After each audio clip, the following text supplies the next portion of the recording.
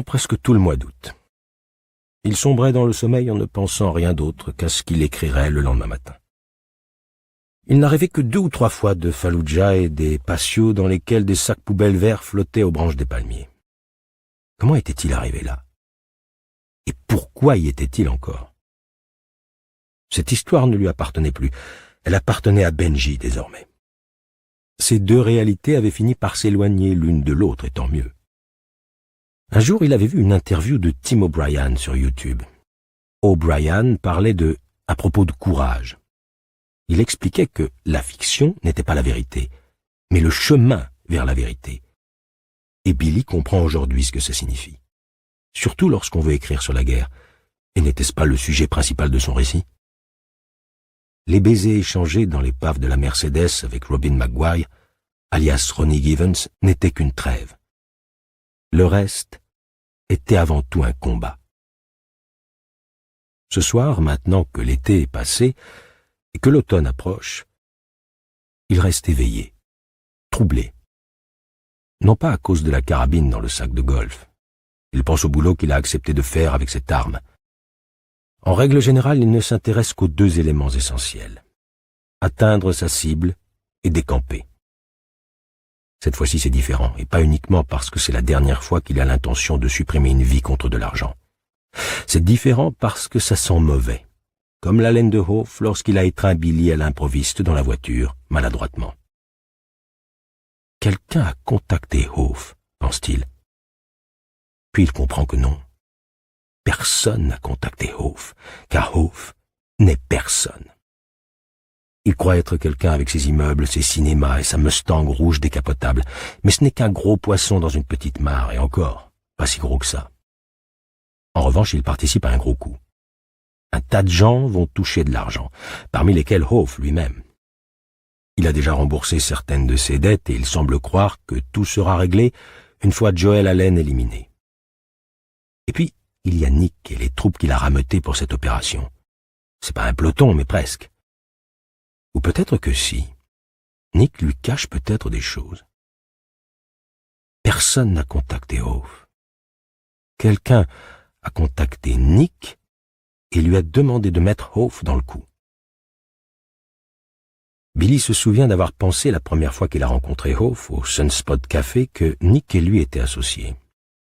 Aujourd'hui, il n'est pas loin de penser que c'est faux. Hof n'a pas obtenu la licence qu'il désirait pour exploiter un casino. Cela serait-il arrivé s'il était proche de Nick? Qui sait comment régler ce genre de problème? Après tout, un casino, c'est une autorisation d'imprimer de l'argent, et Hof a besoin d'argent. Le quelqu'un qui est derrière tout ça est-il le même que celui qui a refilé à Hof le tuyau concernant l'éventuel incendie dans un entrepôt de Cody? Peut-être. Probablement. Et puis il y a Joel Allen, présentement incarcéré à Los Angeles, sous protection. Comme un coq en pâte sans doute. Son avocat s'oppose à l'extradition. Pourquoi? Alors qu'Allen sait certainement qu'il sera renvoyé ici tôt ou tard. Ce n'est pas parce que la bouffe est meilleure dans une prison californienne. Cherche-t-il à gagner du temps? Essaie-t-il de conclure un arrangement avec l'individu qui a enclenché tout ce pataquès par l'intermédiaire de son avocat? Ce quelqu'un doit savoir qu'Allen sera extradé tôt ou tard, et ce jour-là, Billy Summers le liquidera avant qu'il puisse vendre ce qu'il sait. Ce quelqu'un doit savoir qu'il y a un risque, car Allen a pu souscrire une assurance vie. Des photos, des enregistrements ou des aveux écrits. À quel sujet? Billy n'en a pas la moindre idée. Mais ce quelqu'un doit estimer que le jeu en vaut la chandelle et que le risque est acceptable. Et il pourrait avoir raison. Probablement. Les types comme Allen ne souscrivent pas d'assurance vie. Les types dans son genre se croient invulnérables. Il est peut-être doué pour les assassinats sur commande, mais les crimes qui l'ont plongé dans cette fosse à merde ont été commis sur des coups de tête. En outre, l'individu en question pense peut-être qu'il n'a pas le choix. Quel que soit ce secret, c'est du lourd. Allen ne doit pas se retrouver à la barre dans un État qui pratique la peine de mort, avec dans sa manche un atout explosif qu'il peut monnayer. Billy commence à s'enfoncer dans le sommeil. Avant de sombrer, il pense au Monopoly, où parfois vous essayez d'échapper à la faillite en vendant vos propriétés une par une. Ça marche rarement. 7. Le lendemain matin, au moment où Billy monte dans sa voiture, Corey Ackerman traverse sa pelouse et la sienne. Elle tient un sac en papier marron dont le contenu sent délicieusement bon. « J'ai fait des muffins aux cranberries. Sean et Derek déjeunent à la cantine, mais ils aiment bien emporter un petit dessert en plus. Il en restait 2. Ils sont pour vous. »« C'est vraiment très gentil, » dit Billy en prenant le sac. « Vous ne voulez pas en garder un, au moins, pour Jamal, quand il rentrera du travail ? » « Je lui en ai déjà mis un de côté. Je veux que vous mangiez ces 2-là, c'est bien compris ? » « Je pense pouvoir m'acquitter de cette mission, » dit Billy en riant. « Vous avez maigri. » Une pause. « Tout va bien ?» Billy se regarde surpris. A-t-il maigri ? Oui, apparemment. Un trou de sa ceinture inutilisé habituellement est en service maintenant. Il relève la tête. « Oui, tout va bien, Corey. Vous avez l'air en forme, mais ce n'est pas ce que je voulais dire. Enfin, pas seulement. Votre bouquin avance ? Du tonnerre. Alors peut-être que vous ne mangez pas assez, tout simplement. Des choses saines, des légumes verts, pas uniquement des pizzas emportées et des tacos. À la longue, l'alimentation des célibataires est pire que l'alcool. Venez donc dîner ce soir, 6 heures. Je fais une tourte à la viande, avec beaucoup de carottes et de petits pois. Oh, c'est tentant, mais je ne veux pas vous déranger. Vous ne me dérangez pas et je tiens à vous remercier. Vous avez été formidable avec mes enfants. Shanice est encore plus amoureuse de vous depuis que vous lui avez gagné ce flamant rose. Elle baisse la voix comme si elle livrait un secret. Elle l'a baptisé Dave.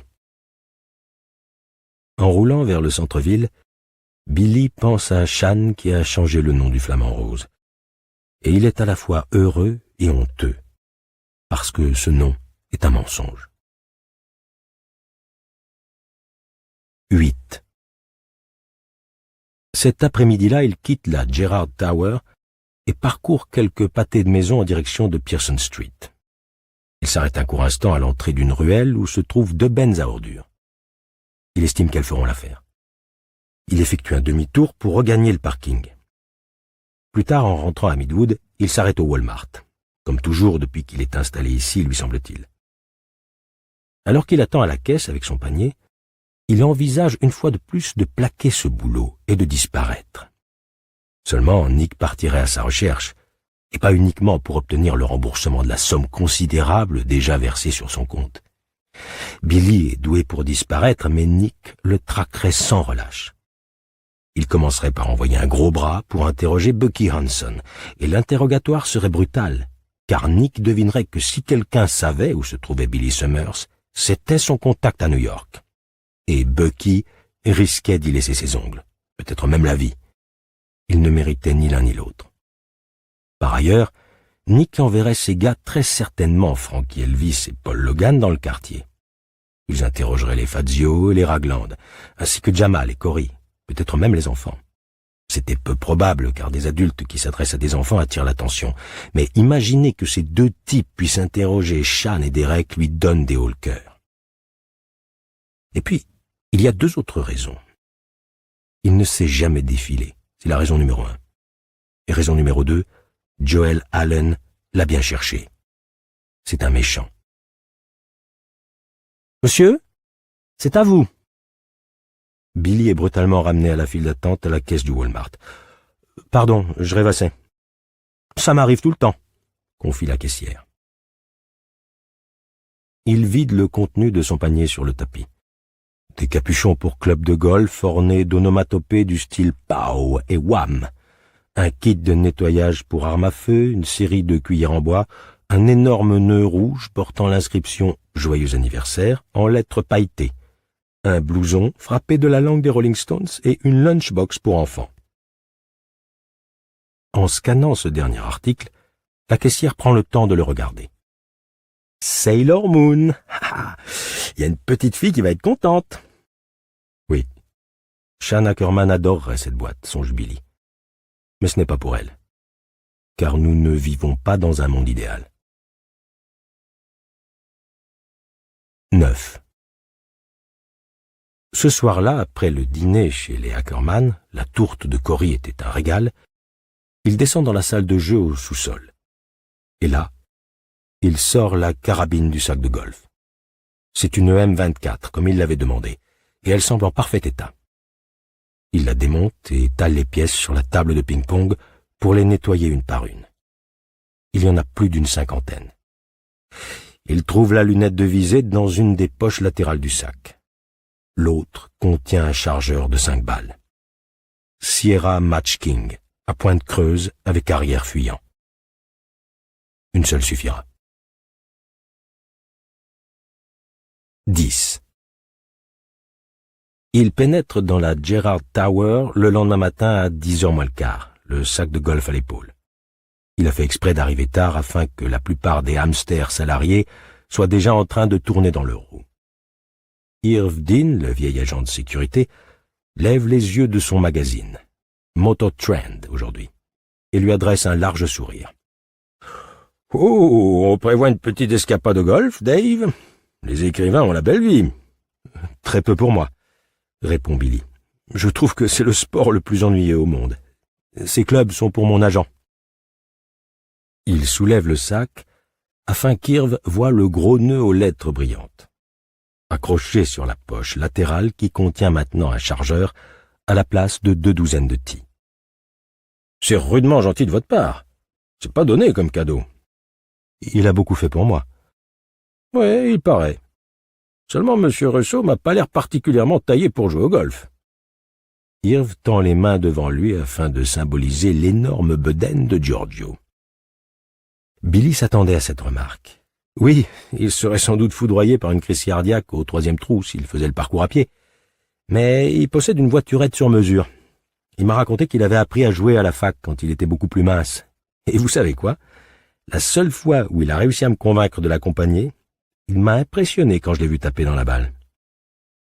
Irv se lève, et pendant un instant d'effroi, Billy songe qu'il a retrouvé ses réflexes d'ancien flic et qu'il va inspecter les clubs, ce qui aurait pour conséquence de sauver la vie de Joel Allen et peut-être de mettre fin à celle de Billy.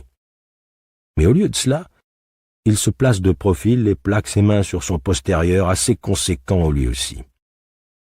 Toute la puissance vient de là. Il se tape sur les fesses pour illustrer son propos. Juste là. Demandez à n'importe quel joueur de la NFL ou de baseball. Demandez donc à José Altuve. 1m70 seulement, mais un cul en béton. Oui, sûrement. Il est vrai que George a un sacré arrière-train. Billy remet en place un des capuchons.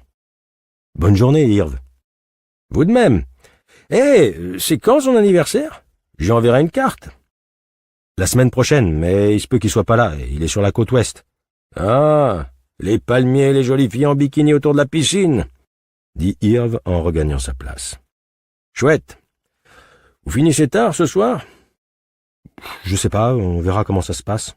Ah, les écrivains ont la belle vie, répète le gardien. Et il se replonge dans son magazine.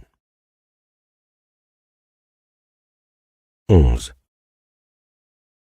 Dans son studio, Billy ôte un des capuchons de club vert, celui sur lequel est écrit Slam. Du canon de la Remington dépasse une tringle à rideau qu'il a sciée à la bonne longueur.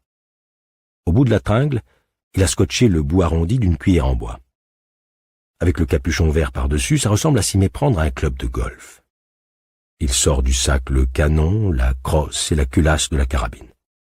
Il écarte 2 véritables clubs afin de récupérer la lunchbox enveloppée dans un pull pour étouffer les tintements et les bruits métalliques. Celle-ci contient les éléments les plus petits. Culasse, percuteur, éjecteur, ressort de détente et tout le reste. Il range la carabine démontée, le chargeur de 5 balles, la lunette de visée Leupold et un coupe-vert dans le placard situé en hauteur entre le bureau et la kitchenette. Il le ferme à clé et glisse la clé dans sa poche. Il n'essaie même pas d'écrire. Il s'y remettra lorsqu'il aura réglé ce merdier. Il repousse le MacBook sur lequel il raconte son histoire et ouvre son ordinateur personnel. Il tape le mot de passe, un millimélo de chiffres et de lettres qu'il a mémorisé. Pas de pense-bête plus ou moins bien caché quelque part, et ouvre un dossier intitulé « Le Gai Luron ». Le Gai Luron en question étant Colin White de chez Business Solutions, évidemment. Le dossier contient la liste des 10 tenues flamboyantes dans lesquelles Billy l'a vu venir travailler. Impossible de prévoir laquelle il portera le jour où Joel Allen sera conduit au palais de justice, mais Billy a décrété que ce n'était pas important. Pas seulement parce que les gens croient leurs yeux, même quand leurs yeux leur racontent des mensonges, mais parce que ce sera forcément le pantalon parachute. Colin l'associe parfois à une chemise Flower Power à épaulettes ou un t-shirt qui proclame « Les queers avec Trump » ou encore un de ses nombreux t-shirts de rock. Peu importe, car le Colin que verront les gens arborera un blouson décoré de la langue des Rolling Stones dans le dos. Il n'a jamais vu Colin porter un blouson d'aucune sorte au cours de cet été caniculaire qui vient de s'achever, mais celui-ci pourrait certainement provenir de sa garde-robe. Et s'il fait chaud ce jour-là, comme souvent en automne dans cette région, le blouson fera quand même l'affaire. C'est une déclaration vestimentaire. Lorsque les sbires de Nick à bord de leur fausse fourgonnette de la municipalité verront Billy leur passer devant en courant sans s'arrêter, ils ne penseront pas « Billy Summers fout le camp ». En voyant le pantalon parachute et les cheveux noirs mi-longs, ils penseront « Tiens, voilà cette tapette avec ses fringues tape à l'œil qui détale comme un lapin ». Ils l'espèrent. En se servant toujours de son propre ordinateur, Billy effectue quelques emplettes sur Amazon, en précisant qu'il souhaite être livré le lendemain.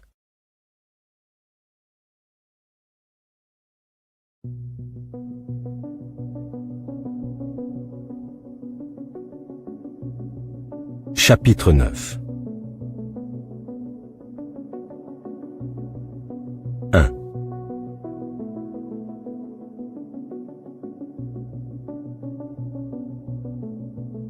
Une semaine s'écoule. Chaque jour, il attend des nouvelles de Giorgio, en vain. Le vendredi soir, il invite ses voisins à un barbecue dans le jardin. Après dîner, Jamal, Paul Ragland et lui s'amusent à se lancer une balle de baseball, derrière la maison, pendant que les enfants jouent à chat, en évitant les boulets de canon de Paul et de Jamal. Malgré le gant de receveur bien rembourré que lui a déniché Jamal, Billy a la main qui brûle lorsqu'il fait sa petite vaisselle ensuite.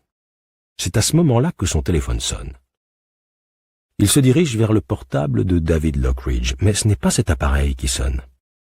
Alors il prend celui de Billy Summers, mais ce n'est pas le bon non plus. Ne reste qu'un téléphone, celui qu'il ne s'attendait pas à entendre sonner. Sûrement un appel de Bucky à New York, car lui seul connaît le numéro de Dalton Smith. Mais en prenant l'appareil posé sur le vaisselier du salon, il s'aperçoit que c'est faux. Ce numéro figurait sur le document qu'il a rempli pour Merton Richter, l'agent immobilier, et il l'a donné également à Beverly Jensen, sa voisine du dessus, à Pearson Street. Allô? Salut, voisin. Ce n'est pas Beverly, c'est son mari. Comment c'est, l'Alabama? L'espace d'un instant, Billy n'a pas la moindre idée de ce que raconte Jensen. Il est pétrifié. Dalton, vous êtes toujours là? Ça y est, ça lui revient. Il est censé se trouver à Huntsville pour installer un nouveau système informatique chez Equity Insurance. Oui, je suis là. Comment c'est? Chaud. La météo n'est pas trop mauvaise à part ça? Billy ignore absolument quel temps il fait à Huntsville, sans doute comme ici, grosso modo, mais comment savoir? S'il avait pu deviner que Don Jensen allait l'appeler, il se serait renseigné. Oh, rien de spécial. Que puis-je pour vous? Il imagine la réponse de Don. Eh bien, en fait, on se demandait qui vous étiez réellement. Ce faux ventre peut peut-être tromper la plupart des gens, mais ma femme l'a repéré immédiatement. Ah, je voulais juste vous dire que l'état de la mère de Bev s'était aggravé hier et qu'elle est morte cet après-midi. Oh, je suis affreusement désolé. Et Billy est désolé, en effet. Peut-être pas affreusement, mais un peu malgré tout. Car même si Beverly n'est pas Corey Ackerman, il l'apprécie. Et Bev est effondrée, évidemment. Là, elle est dans notre chambre en train de faire les valises et de pleurer toutes les larmes de son corps.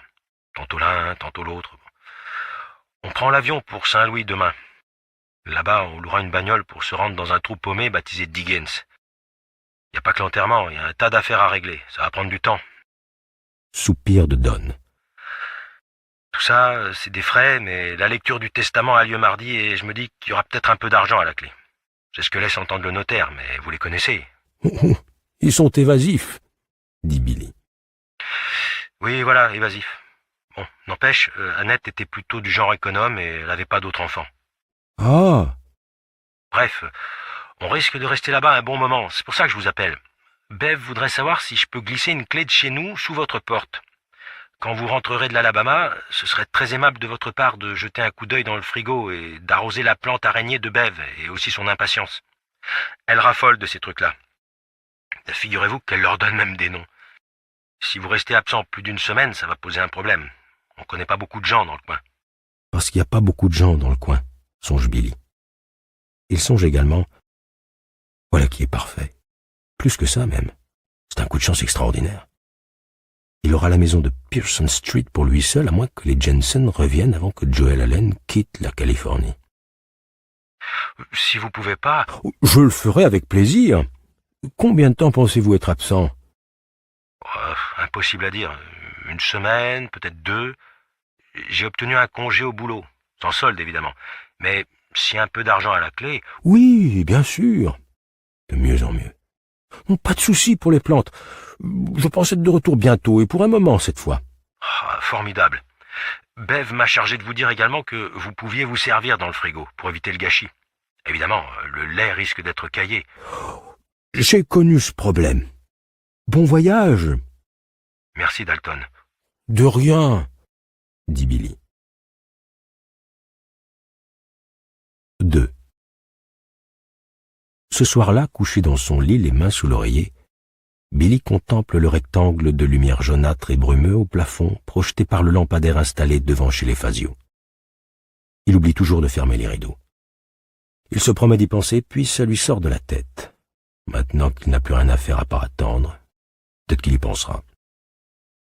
Il espère que l'attente ne sera plus très longue, pas uniquement parce que l'absence de Don et de Beverly tombe à point nommé, mais aussi parce que les heures passées dans le studio de la Gerrard Tower vont être pesantes sans le dérivatif de l'histoire de Benji. La suite, c'est Fallujah, et Billy a déjà une idée de ce qu'il veut raconter. Il sait quels détails saillants il veut restituer. Les lambeaux de sacs poubelles pris dans les branches des palmiers, les moudjahidines qui arrivent en taxi pour combattre les Marines et en jaillissent tels les clowns qui sortent d'une toute petite voiture au cirque. Cette différence près qu'au cirque, les clowns ne sont pas armés. Les gamins portant des t-shirts 50 cents et Snoop Dogg qui transportent les munitions et cavalent au milieu des gravats avec leurs Nike ou leurs Converse usés. Ou encore le chien à 3 pattes qui traverse le parc Al Jolan en tenant une main dans sa gueule. Billy voit encore la poussière blanche sur les pattes de l'animal. Tous les éléments sont là, mais impossible de les assembler tant que le travail n'est pas terminé. D'après William Wordsworth, les émotions fortes que l'on évoque en toute sérénité font la meilleure littérature. Billy a perdu sa tranquillité. Il finit par glisser dans le sommeil, mais le ding discret annonçant l'arrivée d'un SMS le réveille en pleine nuit. En temps ordinaire, il ne l'aurait pas entendu, mais il a le sommeil léger désormais, traversé de rêves qui sont de simples volutes. C'est toujours comme ça, dans les Marines. 3 téléphones alignés sur la table de chevet sont en train de charger. Celui de Billy, celui de Dave et celui de Dalton. C'est l'écran du sien qui est allumé. D.B. Eldom. Appelle-moi. Suis un numéro avec l'indicatif de Las Vegas. D.B. Eldom signifie Double Domino, le casino hôtel de Nick. Ici, il est 3 heures du matin. À Vegas, Nick doit s'apprêter à aller au pieu. Billy l'appelle. Nick lui demande comment ça va. Billy lui dit que tout va bien à part qu'il est 3 heures du matin. Nick éclate de rire. C'est la meilleure heure pour appeler les gens. Ils sont toujours chez eux. Je viens d'apprendre que notre ami devrait arriver chez toi mercredi prochain. Normalement, ça devrait être lundi, mais il a eu un petit problème d'intoxication alimentaire, sans doute volontaire. Une bagnole va le conduire à son hôtel où il passera la nuit. Tu piges? Oui, Billy pige. L'hôtel en question, c'est la prison du comté. Le lendemain matin, il passera chez toi pour aller à son rendez-vous. Tu vois ce que je veux dire? Oui. La lecture de l'acte d'accusation. Notre ami le rouquin t'a fourni ce que tu voulais. Oui. Tout est bon? Oui. Bien. Ton agent va t'envoyer un texto et à partir de ce moment-là, tiens-toi prêt. Ensuite, tu pars en vacances. Pigé? Oui. Faudra que tu payes la facture de ce téléphone et de ceux que tu as pu utiliser. Tu me suis? Oui. Billy en a marre que Nick lui demande s'il comprend, mais en même temps il s'en réjouit. Nick continue à penser qu'il s'adresse à un type un peu demeuré. Détruire le téléphone de Billy Summers, détruire le téléphone de David Lockridge, détruire les portables prépayés qu'il a pu utiliser. Message reçu. Le seul qu'il conservera, c'est celui dont Nick ignore l'existence. « On se reparlera plus tard, » dit Nick. « Garde ton téléphone pour le moment si tu veux, mais balance mon texto. » Fin de la communication. Billy efface le SMS, se recouche et se rendort en moins d'1 minute. 3. Le week-end est frais. Apparemment, l'automne arrive enfin. Bill aperçoit les premières taches de couleur dans les arbres d'Evergreen Street. Le dimanche après-midi, c'est Monopoly. Billy joue face à 3 gamins entourés d'une demi-douzaine d'autres qui tournoient autour de lui. Habituellement, les dés sont ses amis, mais pas aujourd'hui. Il tire 3 doubles et se retrouve en prison 3 tours de suite. Un phénomène statistique presque aussi incroyable que cocher les 6 numéros du Super Loto. Il réussit quand même à ruiner 2 de ses adversaires avant de capituler face à Derek Ackerman. Lorsque la banque saisit ses dernières propriétés hypothéquées, les enfants se jettent sur lui en scandant « Loser, loser, mauvais joueur !» Cory descend voir quelle est la cause de ce raffut. Entre 2 éclats de rire, elle ordonne aux enfants de laisser Dave respirer. « Vous vous êtes fait plumer !» s'exclame joyeusement Danny Fazio. « Par un gamin !» « Exact », reconnaît Billy de bon cœur. « Mais si j'avais pu acheter les gares au lieu d'aller en prison ?» Becky, l'amie de Shan, lui tire la langue et tout le monde rit de plus belle. Il remonte au rez-de-chaussée pour manger du gâteau dans le salon, où Jamal regarde un match de baseball. Shan s'assoit sur le canapé à côté de Billy, son flamant rose sur les genoux. Lors du 7e tour de batte, elle s'endort, la tête posée sur le bras de Billy. Cory l'invite à dîner, mais il décline, en disant qu'il va plutôt aller au cinéma de bonne heure. Il a hâte de voir Deadly Express. « J'ai vu la bande-annonce » dit Derek. « Ça fout la trouille, on dirait. » Je me goinfre de popcorn, ça m'évite d'avoir peur. En réalité, Billy ne va pas au cinéma, mais écoute une critique du film en podcast en traversant la ville jusqu'au parking où l'attend sa Ford Fusion. Prudence et mère de sûreté.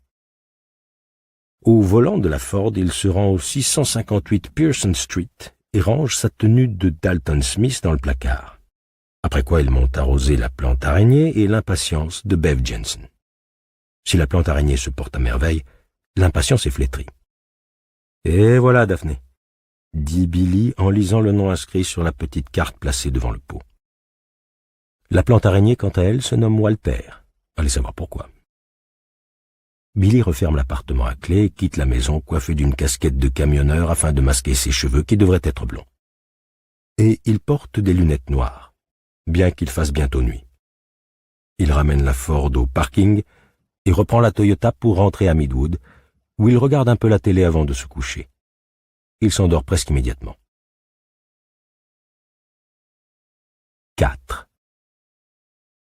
Le lundi après-midi, on frappe à la porte de son studio. Billy va ouvrir en pestant, convaincu qu'il s'agit de Ken Hoff. Erreur. C'est Phyllis Stanhope. Elle sourit, mais elle a les yeux rougis et gonflés. « Vous voulez pas emmener une fille au resto ?» De but en blanc. « Mon petit ami m'a largué et j'ai besoin de me remonter le moral. » Après une pause, elle ajoute « C'est moi qui paye. » Oh, « Pas la peine, » répond Billy. Il devine où cela peut mener, et ce n'est peut-être pas une très bonne idée, mais il s'en fiche. Je serais ravi de vous inviter. Et si ça vous embête vraiment, on partagera comme la dernière fois. Finalement, il ne partage pas. C'est Billy qui paye. Il devine que Phyllis a peut-être décidé de fêter la fin de sa relation en couchant avec lui, et les 3 vodkas orange qu'elle descend, 2 avant le dîner et une autre pendant, ne font que renforcer cette idée. Billy lui propose la carte des vins, mais elle la repousse d'un geste. Oh, « Pas de mélange, pas de souci, dit-elle. « C'est dans Qui a peur de Virginia Woolf, dit Billy. Et elle éclate de rire. Elle touche à peine à son assiette, explique que la rupture a été plutôt désagréable, en tête-à-tête d'abord, puis par téléphone. Alors elle n'a pas très faim. Ce qu'elle veut, c'est boire. car elle a besoin de courage pour affronter la suite qui ne paraît pas seulement probable, mais inévitable maintenant. Et Billy en a envie. Cela fait bien longtemps qu'il n'a pas couché avec une femme. En payant l'addition avec une des cartes de crédit de David Lockridge, il revoit les gamins qui lui sautent dessus en scandant « Loser, loser, mauvais joueur ». Et pas plus tard que le lendemain, voilà que le loser tombe amoureux. « Allons chez vous. Je veux pas rentrer chez moi et voir son après-rasage sur la tablette de la salle de bain. »« Soit, » se dit Billy. « Vous pourrez voir le mien. Vous pourrez même utiliser ma brosse à dents. » Lorsqu'ils arrivent à la maison jaune d'Evergreen Street, Phyllis balaie l'appartement d'un regard approbateur et complimente Billy pour la fiche du docteur Jivago qu'il a achetée dans une brocante du centre. Elle lui demande s'il a quelque chose à boire. Il répond qu'il a de la bière dans le frigo. Il lui propose un verre. Elle répond qu'elle le boira directement au goulot. Il revient dans le salon avec 2 canettes. « Je croyais que vous ne buviez pas d'alcool pendant que vous écriviez. » Il hausse les épaules. « Les promesses ne sont pas faites pour être tenues, et puis j'ai fini ma journée. » À peine ont-ils décapsulé leurs canettes que Phyllis dit « Il fait chaud ici » et commence à déboutonner son chemisier. Ils retrouveront les bières sur la table basse le lendemain matin, éventées et presque entières. Le sexe est agréable, pour Billy en tout cas. Pour elle aussi, pense-t-il, mais avec les femmes c'est toujours difficile à dire. Parfois elles aimeraient bien que vous arrêtiez de vous donner autant de mal et que vous jouissiez enfin pour qu'elles puissent dormir. Mais si elles simulent bien. À un moment donné, juste avant qu'il ne puisse plus se retenir, elle émet un petit contre son épaule et plante ses ongles dans sa peau presque jusqu'au sang. Lorsqu'il roule de son côté du lit, elle lui tapote l'épaule comme pour dire « C'était bien. Je t'en prie, dis-moi que tu n'as pas couché avec moi par pitié. »« Non, et tu peux me croire, » répond-il. « De mon côté, je ne te demanderai pas si tu as couché avec moi pour te venger. » Elle rit. « Tu n'as pas intérêt. » Elle se tourne de l'autre côté. 5 minutes plus tard, elle ronfle. Billy demeure éveillé un moment. Non pas parce que Phyllis ronfle, c'est un ronflement distingué, presque un ronronnement, mais parce que son esprit refuse de s'arrêter. Il s'étonne qu'elle ait débarqué de cette manière et qu'elle l'ait suivi chez lui comme dans un roman de Zola où chaque personnage doit être utilisé pleinement avant de faire une dernière apparition, à la manière d'un rappel. Il espère que sa propre histoire n'est pas terminée, mais il devine que cette partie vient de s'achever. S'il accomplit son travail et touche son argent, une nouvelle vie, dans la peau de Dalton Smith ou de quelqu'un d'autre, débutera. Une vie meilleure, peut-être. Il a compris depuis quelque temps, probablement depuis qu'il a commencé à écrire l'histoire de Benji, qu'il ne peut plus mener cette vie sans étouffer. L'idée orgueilleuse qu'il tue uniquement les méchants a ses limites. Des gens bien dorment dans cette rue. Il ne va en tuer aucun, mais sans doute qu'il tuera quelque chose en eux lorsqu'ils découvriront la véritable raison de sa présence parmi eux. Est-ce trop poétique, trop romantique? Il ne le pense pas. Un inconnu a débarqué, il est devenu un voisin, mais voici la chute. Il n'a jamais cessé d'être un inconnu. Sur le coup de 3 heures, Billy se réveille en entendant Phyllis vomir dans la salle de bain. Elle tire la chasse, fait couler l'eau du robinet et revient se coucher. Elle pleure un peu. Billy fait semblant de dormir. Les pleurs cessent, le ronflement reprend. Billy dort et rêve de sacs poubelles qui flottent au vent dans les palmiers. 5. Il se réveille peu après 6 heures en sentant une odeur de café. Phyllis est dans la cuisine, pieds nus, vêtue d'une de ses chemises. « Bien dormi ?» demande Billy. « Très bien, et toi ?»« Super. Et ce café sent délicieusement bon. Je t'ai volé de l'aspirine, je crois que j'ai un peu trop bu hier soir. » Elle lui adresse un regard dans lequel l'amusement le dispute à la gêne, à part égale. « Tant que tu ne m'as pas volé mon après-rasage ?» Cette remarque la fait rire. Les aventures d'un soir donnent parfois lieu à des matins atroces. Billy en a connu quelques-uns, mais il devine que celui-ci va bien se passer, et il s'en réjouit. Phyllis est une fille bien. Lorsqu'il propose de lui préparer des œufs brouillés, elle grimace et secoue la tête. Il réussit à la convaincre de manger un toast sans beurre. Après quoi, il lui laisse la chambre et la salle de bain pour qu'elle puisse se doucher et s'habiller en toute intimité. Lorsqu'elle réapparaît, elle semble avoir récupéré. Son chemisier est un peu froissé, mais à part ça, elle est bonne pour le service. Elle aura une histoire à raconter plus tard, songe Billy. Ma nuit avec un tueur. Si elle décide d'en parler, évidemment. Ce qui n'est pas sûr. Tu veux bien me ramener, Dave? J'aimerais me changer. Avec plaisir. Elle s'arrête à la porte et pose sa main sur le bras de Billy. J'ai pas fait ça pour me venger. Non? Parfois, une fille a juste envie d'être désirée et tu me désirais, non? Oui. Elle esquisse un hochement de tête qui semble dire « La question est réglée ». Moi aussi je te désirais, ajoute-t-elle. Malgré ça, je crois que ça ne se reproduira pas. Il faut jamais dire jamais, je sais, mais c'est mon sentiment. Billy, qui sait qu'il n'y aura pas de deuxième fois, acquiesce. Ami, dit-elle. Il la serre dans ses bras et l'embrasse sur la joue. Pour toujours. Il est encore tôt, mais Evergreen Street est matinale. De l'autre côté de la rue, Diane Fazio est assise dans un rocking chair sur sa terrasse, enveloppée dans un peignoir rose molletonné, une tasse de café à la main. Billy ouvre la portière de la Toyota pour Phyllis. Tandis qu'il contourne la voiture pour s'installer au volant, Diane lui fait signe, pouce dressé. Billy ne peut s'empêcher de sourire. 6. Lorsque les food trucks arrivent, Billy descend chercher un taco et un coca. Jim Albright, John Colton et Harry Stone, les jeunes avocats tels les personnages d'une série télé ou d'un roman de John Grisham, lui font signe de venir s'asseoir avec eux. Mais Billy répond qu'il préfère manger à son bureau pour continuer à travailler. Jim lève l'index et déclare « Jamais aucun homme sur son lit de mort n'a dit « J'aurais dû passer plus de temps à mon bureau ». Dixit Oscar Wilde, juste avant de partir pour l'au-delà. » Billy pourrait corriger Jim et lui apprendre que les dernières paroles d'Oscar Wilde avaient été « Ou c'est ce papier peint qui disparaît, ou c'est moi ». Mais il se contente de sourire. La vérité, c'est qu'il veut éviter de fréquenter ces gars maintenant que le grand jour approche. Non pas parce qu'il ne les aime pas, mais parce qu'il les aime bien au contraire.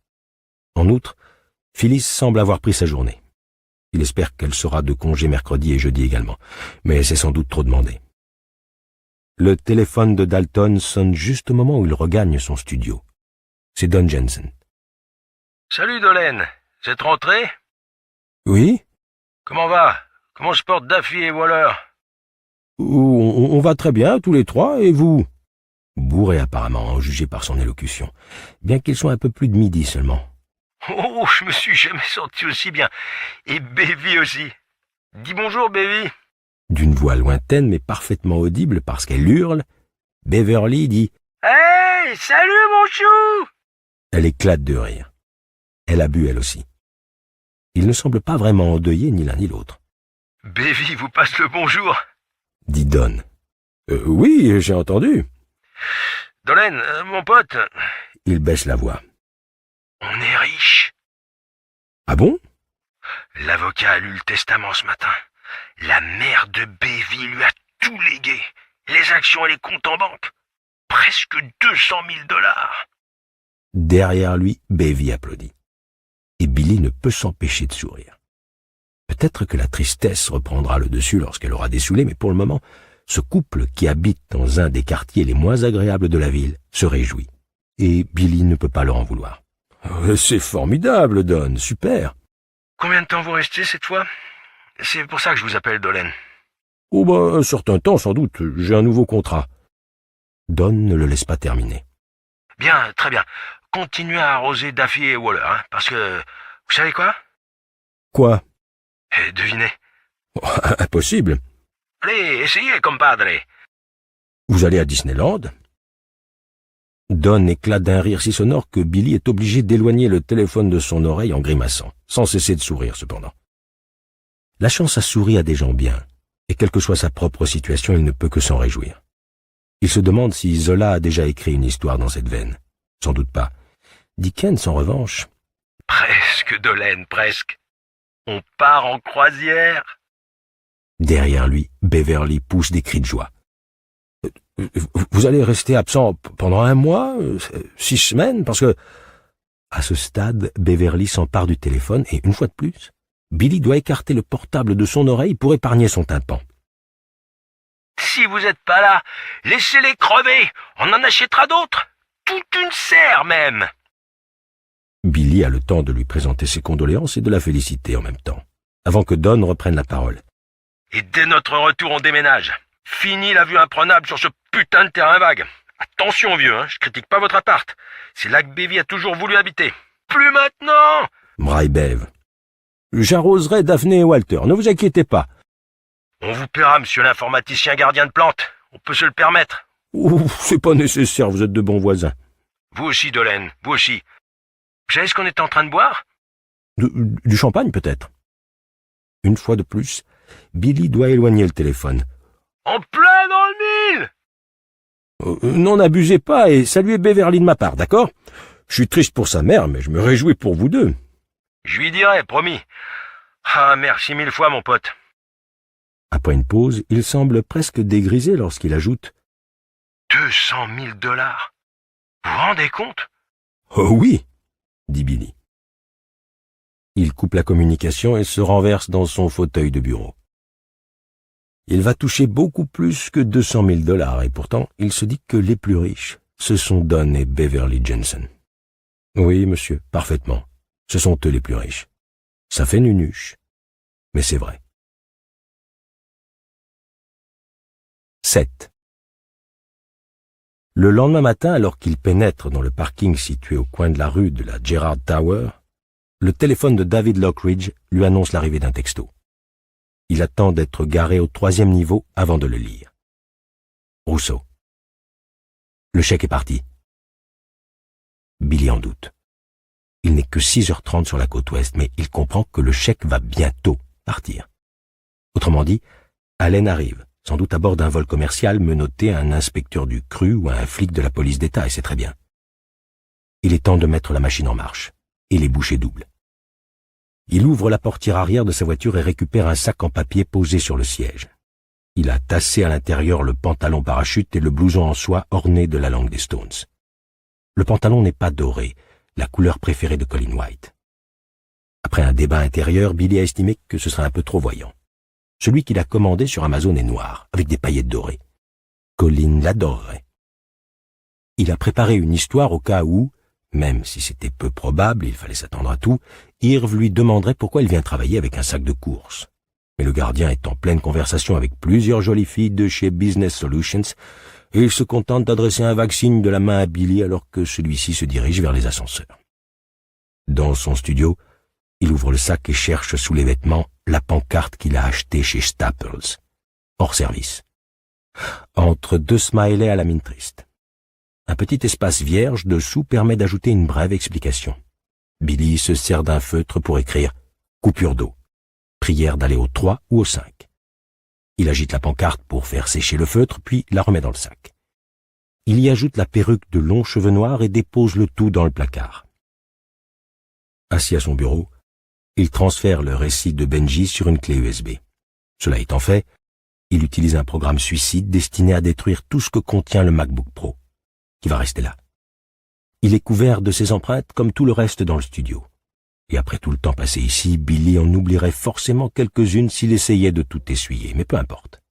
Dès qu'il aura pressé la détente et qu'il verra Joel Allen s'écrouler sur les marches du palais de justice, Billy Summers aura cessé d'exister.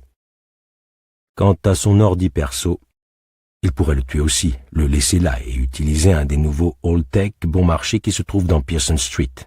Mais il n'en a pas envie. Celui-ci sera du voyage. 8.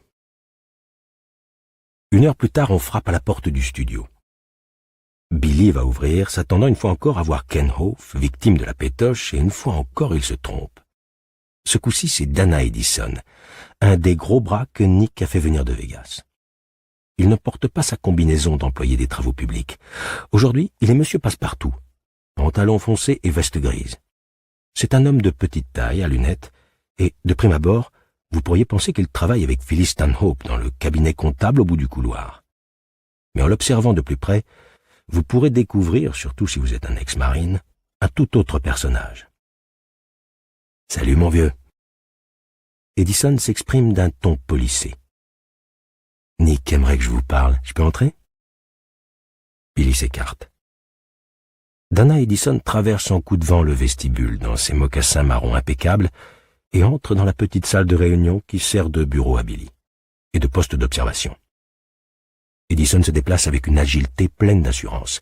Il jette un bref coup d'œil sur la table où l'ordinateur personnel de Billy est ouvert sur une partie de cribbage en cours. Puis, il regarde par la fenêtre. Il trace mentalement la trajectoire de la balle comme l'a fait bien souvent Billy durant l'été. Mais l'été est terminé et l'air est frais. Il est bon qu'Edison lui accorde un petit temps de répit car entre ses murs, Billy a pris l'habitude d'être un type intelligent nommé David Lockridge et il aurait pu gaffer. Mais lorsque le sbire de Nick se retourne vers lui, Billy a repris sa tête d'idiot. Yeux écarquillés, bouche entr'ouverte. Pas de quoi le faire ressembler au bonnet du village, mais pour un type persuadé que Zola est un des ennemis jurés de Superman.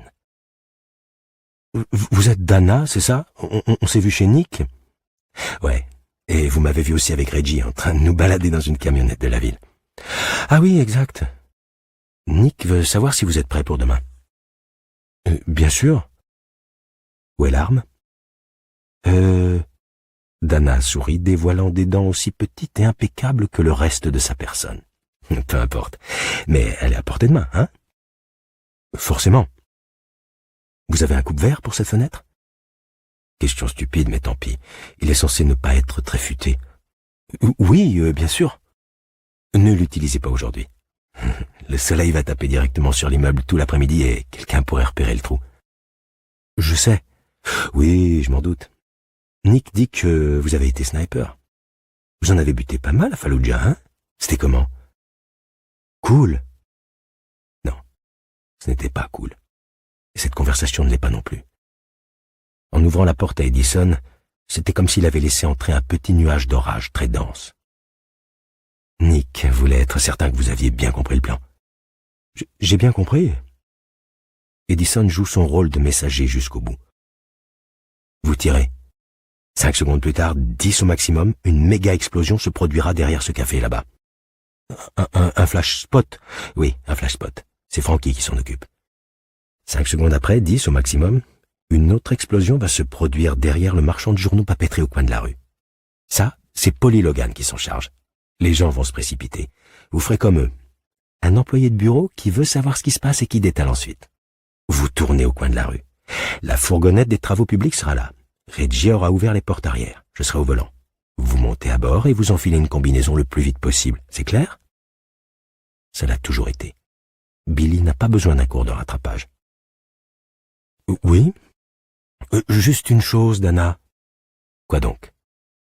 Une fois que j'aurai commencé à me préparer, impossible de faire marche arrière, alors vous êtes sûr que c'est pour demain? Dana ouvre la bouche pour dire « évidemment », mais Billy secoue la tête. Réfléchissez avant de répondre, hein. Réfléchissez bien, car s'il y a le moindre changement, tout tombe à l'eau. Je fiche le camp et Joel Allen continue à respirer. Alors, vous êtes sûr? Dana Edison dévisage Billy. Peut-être est-il en train de revoir son jugement. Finalement, il sourit. Autant que je suis sûr que le soleil se lève à l'est. Autre chose? Non. Ok. Edison retourne dans le vestibule de sa démarche bondissante. Son petit chignon ressemble à un bouton de porte rouge enfoncé. Avant de sortir, il se retourne et regarde Billy avec ses yeux bleus éclatants et inexpressifs. « Ne loupez pas la cible, » dit-il. Et il s'en va. De retour dans le bureau, Billy contemple la partie de cribbage figée sur l'écran de son ordinateur. Il songe que Dana Edison n'a pas parlé d'un éventuel incendie à Cody, ce qu'il n'aurait pas manqué de faire s'il avait été au courant. Il songe également que s'il suit le plan de Nick, il pourrait bien se retrouver dans un fossé avec un trou dans le fond. Et dans ce cas, il est prêt à parier que ce trou serait l'œuvre d'Edison, qui empocherait 1,5 million alors. Nick, évidemment. Billy aimerait croire que c'est de la paranoïa, mais après la visite d'Edison, cette hypothèse lui semble un peu moins improbable. Nul doute que cette pensée a traversé l'esprit de Nick, en dépit de leur longue collaboration. Supprimer Ken Hove, supprimer Billy Summers, tout le monde est tranquille. Billy ferme son ordinateur. La poursuite de son récit ne lui a jamais paru aussi éloignée. Il ne peut même pas faire une partie de cribbage aujourd'hui. 9. Sur le chemin du retour, il s'arrête à la quincaillerie Ace pour acheter la dernière chose dont il a besoin, un cadenas Yale. Lorsqu'il arrive chez lui, pour sa dernière nuit, une feuille de papier l'attend sur une marche du perron maintenue par une pierre. Il fait glisser la sacoche de son ordinateur sur le sol et se penche pour ramasser la feuille. Voilà un rappel dont il se serait volontiers passé. Il s'agit d'un dessin au crayon qui laisse deviner un certain talent, bien que ce soit l'œuvre d'une fillette de 8 ans. Elle a signé en bas « Shanice Anya Ackerman ». En haut, en lettres majuscules, elle a écrit « Pour Dave ». Le dessin représente une fillette souriante à la peau marron foncé. Des rubans d'un rouge éclatant ornent ses tresses africaines. Elle tient dans ses bras un flamant rose de la tête duquel jaillit une ribambelle de cœur. Billy le regarde longuement. Puis il le plie et le glisse dans sa poche arrière. Il s'est enfermé dans une boîte dont il n'aurait jamais pu deviner l'existence. Il donnerait tout, et même 2 millions de dollars pour pouvoir revenir 3 mois en arrière dans le hall de l'hôtel où il lisait les aventures d'Archie en attendant qu'on vienne le chercher. Lorsque Frankie Elvis et Paul Logan arriveraient, il leur demanderait de l'excuser auprès de Nick. Il avait changé d'avis. Hélas, impossible de faire demi-tour maintenant. Et quand il imagine Dana Edison débarquant dans ce quartier pour interroger les gens, allant peut-être jusqu'à poser ses petites mains soignées sur les épaules de Shanice, Billy pince les lèvres si fort qu'elles disparaissent. Il est enfermé dans une boîte. Et la seule manière d'en sortir, c'est d'ouvrir le feu. Il s'attarde sur le perron, il contemple la pelouse. Elle resplendit. Il l'a ressuscitée, c'est déjà ça. Il rentre et ferme la porte.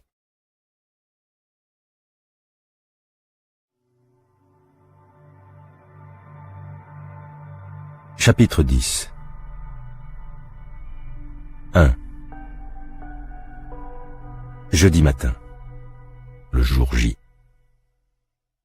Billy se lève à 5 heures. Il mange des toasts qu'il fait passer avec un verre d'eau. Pas de café.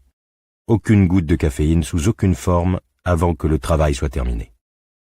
Lorsqu'il épaulera la 700 pour coller son œil à la lunette de visée Leopold, il ne veut pas voir ses mains trembler. Il dépose l'assiette des toasts et le verre vide dans l'évier. Ses 4 portables sont alignés sur la table. Il ôte les cartes SIM de 3 d'entre eux, celui de Billy, celui de Dave et le téléphone prépayé, et les met 2 minutes au micro-ondes. Il enfile un gant de cuisine, récupère les restes calcinés et les verse dans le broyeur. Les 3 portables dépourvus de cartes SIM se retrouvent dans un sac en papier. Il y ajoute le téléphone de Dalton Smith, le cadenas Yale et la casquette de camionneur grise qu'il portait pour se rendre dans Pearson Street quand il a déposé l'équipement de Dalton Smith et arrosé les plantes de Beverly. Il s'attarde sur le seuil un instant, son ordinateur à l'épaule, et balaie la maison du regard. Ce n'était pas vraiment chez lui. Il n'a pas eu de véritable chez lui depuis le jour où l'officier F.W.S. Malkin est venu le chercher au 19 Skyline Drive dans le camp de caravane de Hillview. Et même là, ce n'était pas vraiment chez lui, surtout après que Bob Raines avait tué sa petite sœur. Ce n'est pas chez lui, mais ça y ressemble. « Ok, dit Billy. » Et il sort. Il ne prend pas la peine de fermer la porte à clé. Inutile d'obliger les flics à l'enfoncer. Déjà qu'ils vont piétiner la pelouse qu'il a eu tellement de mal à ressusciter. 2. Billy ne se rend pas au parking. Le parking n'existe plus. À 6h moins 5, il se gare dans Main Street, à quelques rues de la Gerrard Tower. Les places de stationnement ne manquent pas de si bon matin, et le trottoir est désert. Il porte son ordinateur sur son épaule. Il tient le sac en papier à la main. Il laisse les clés de la Toyota dans le porte-gobelet. Peut-être que quelqu'un la volera, mais ce n'est pas vraiment nécessaire. comme le fait de jeter les 3 portables muets dans 3 bouches d'égout différentes en s'assurant chaque fois que personne ne le voit. Ce qu'il appelait « quadriller la zone » dans les Marines. Après s'être débarrassé du 3e et dernier téléphone, il vérifie qu'il a bien emporté le dessin de Shan où elle s'est représentée avec le flamant rose. Le dessin sur lequel il se prénomme Dave. Oui, il est bien là. Tant mieux, il ne faut pas le perdre. Il bifurque dans Jerry Street et parcourt un pâté de maisons en tournant le dos à la Gerrard Tower, jusqu'à atteindre la ruelle qu'il a repérée au préalable. Après s'être assuré une dernière fois que personne ne l'observe et avoir vérifié qu'aucun clochard ne cuve son vin dans un coin, il y pénètre et s'accroupit derrière la seconde benne à ordures. La collecte ayant lieu le vendredi, elles sont pleines et en peste. Il dépose son ordinateur et la casquette grise par terre, puis récupère des papiers d'emballage dans la poubelle pour les couvrir. Cette partie du plan l'inquiète davantage que l'assassinat en lui-même. Peut-on parler de paradoxe? Il l'ignore. Ce qu'il sait, c'est qu'il ne veut pas perdre son ordi, ni l'exemplaire de Thérèse Raquin qu'il lisait en arrivant ici. Le livre est à l'abri au 658 Pearson. Ce sont des porte-bonheur. Comme cette chaussure de bébé qu'il avait sur lui lors de l'opération Vigilant Resolve, et durant presque toute l'opération Phantom Fury. Le risque que quelqu'un s'engage dans cette ruelle, regarde derrière la benne à ordures, soulève les papiers d'emballage souillés et vole son ordinateur est faible. Et le voleur ne trouvera jamais le mot de passe de toute façon, mais il est attaché à l'objet. Malheureusement, il ne peut pas quitter la Gerrard Tower en le portant sur son épaule. Il a déjà vu Colin White se promener avec son téléphone. 2 ou 3 fois, il est même sorti déjeuner en gardant le casque micro qui devait être greffé sur sa tête, mais Billy ne l'a jamais vu avec un ordinateur portable. Il atteint la Gerrard Tower à 6h20.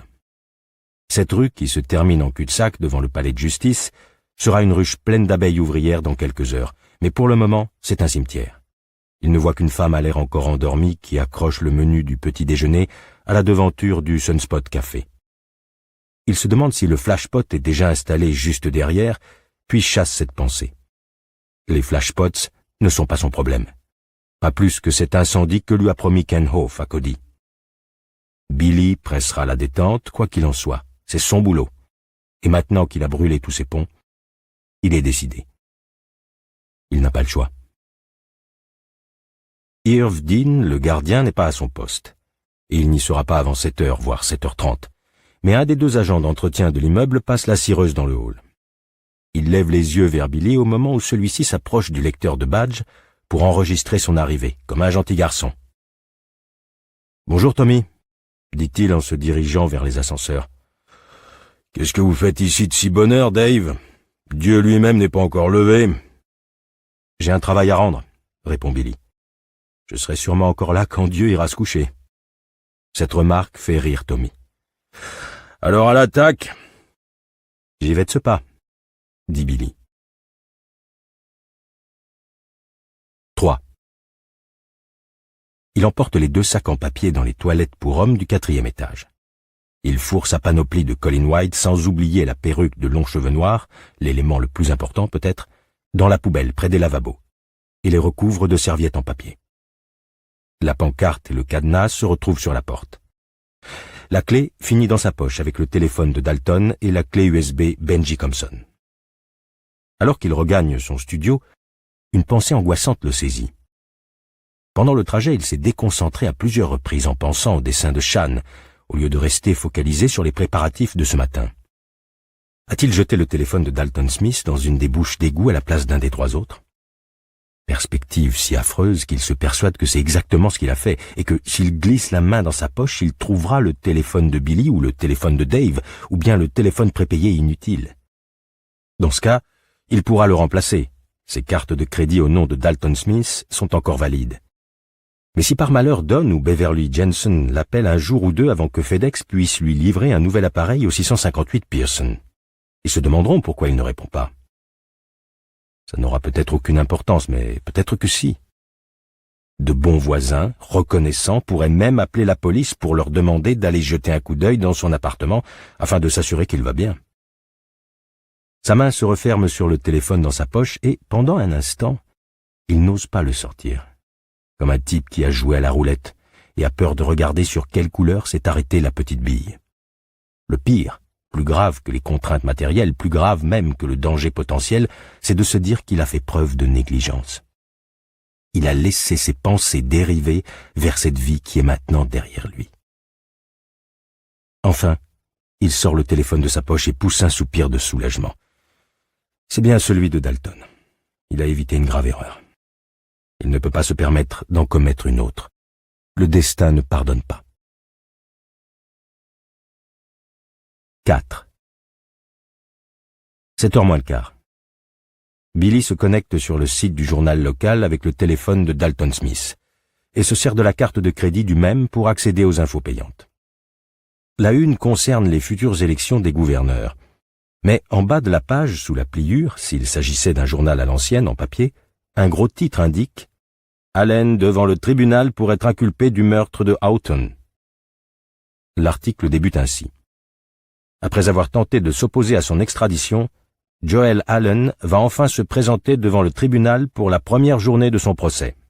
Le procureur a annoncé son intention de l'inculper du meurtre avec préméditation de James Houghton, 43 ans, et usage d'armes à feu avec intention de tuer. Billy ne prend pas la peine de lire la suite, mais il programme son téléphone de manière à recevoir des alertes de la part du journal. Il s'assoit à son bureau pour imprimer un mot sur une feuille arrachée à un des blocs Staples qui n'ont encore jamais servi. Travail urgent, ne pas déranger. Il le scotche sur la porte et verrouille celle-ci de l'intérieur.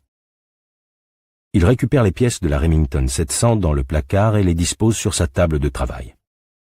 En les voyant ainsi, telle une vue éclatée dans un manuel d'armement, il se retrouve à Fallujah. Il repousse ses souvenirs. Encore une autre vie qu'il a laissée derrière lui.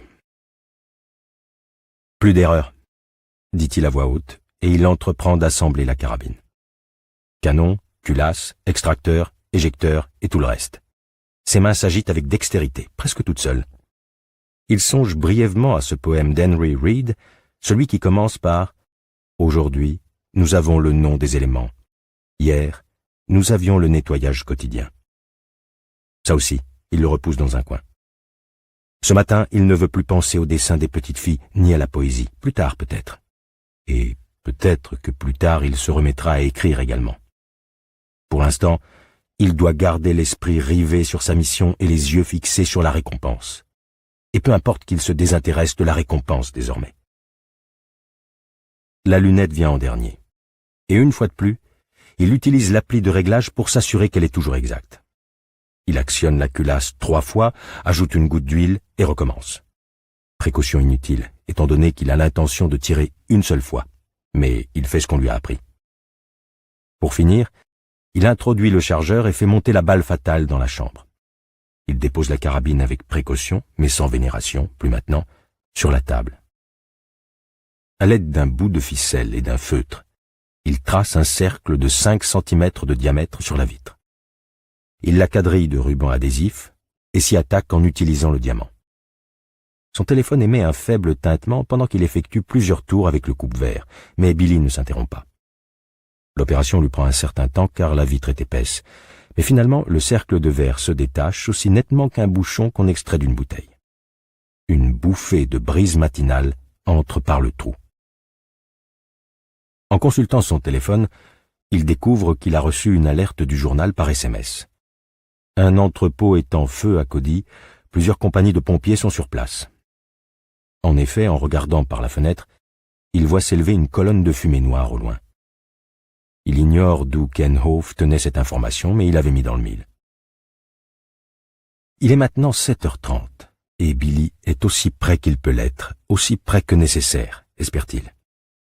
Il s'assoit dans le fauteuil où il a écrit, les mains à plat sur les genoux, et il attend.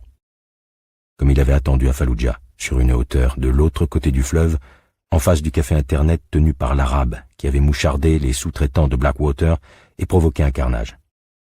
Comme il avait attendu sur une dizaine de toits en écoutant les tirs et les sacs poubelles qui claquaient au vent dans les palmiers. Les battements de son cœur sont lents et réguliers. Aucune nervosité. Il regarde la circulation augmenter dans Court Street. Bientôt, toutes les places de stationnement seront prises. Il regarde les clients qui entrent au Sunspot Café. Quelques-uns sont assis à l'extérieur, où lui-même s'est assis quelques mois plus tôt avec Ken Hoff. Une camionnette de Channel 6 remonte lentement la rue, mais c'est la seule. Soit l'incendie de l'entrepôt a attiré tous les autres journalistes, soit Joel Allen n'est pas une priorité. Les deux, sans doute, songe Billy. Il attend. Le temps passe, comme toujours. 5. Les premiers employés de Business Solutions arrivent à 8h moins 10, certains armés de gobelets de café. À 8h15, ils seront d'attaque pour soutirer de l'argent à des individus qui croulent sous les dettes, entourés de fenêtres masquées par des stores opaques pour les empêcher de se déconcentrer de leur travail, même quelques secondes. Certains s'arrêtent avant de franchir la porte du hall pour regarder la colonne de fumée noire qui s'élève au-dessus du palais de justice, là-bas, en direction de Cody. Colin White est parmi eux.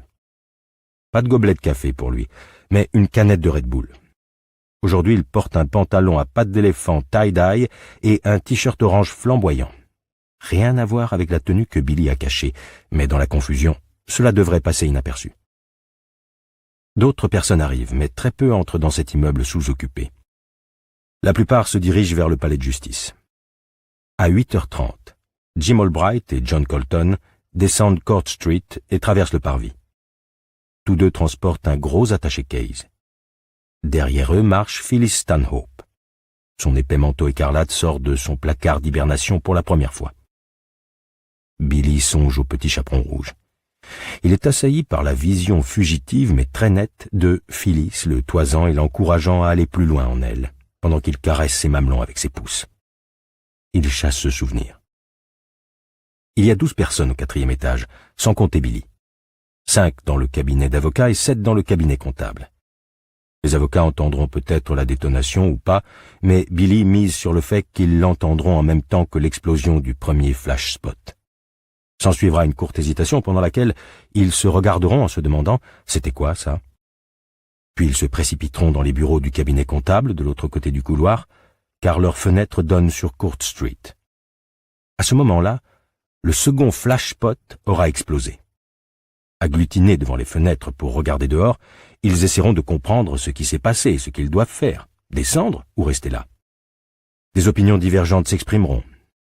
Billy estime qu'il s'écoulera au moins 5 minutes avant qu'ils décident de descendre car ils seront aux premières loges et tout ce tumulte proviendra du palais de justice en face ou du coin de la rue, là où se trouve le marchand de journaux papeterie. Billy n'aura pas besoin de 5 minutes. 3 devraient lui suffire, peut-être même 2.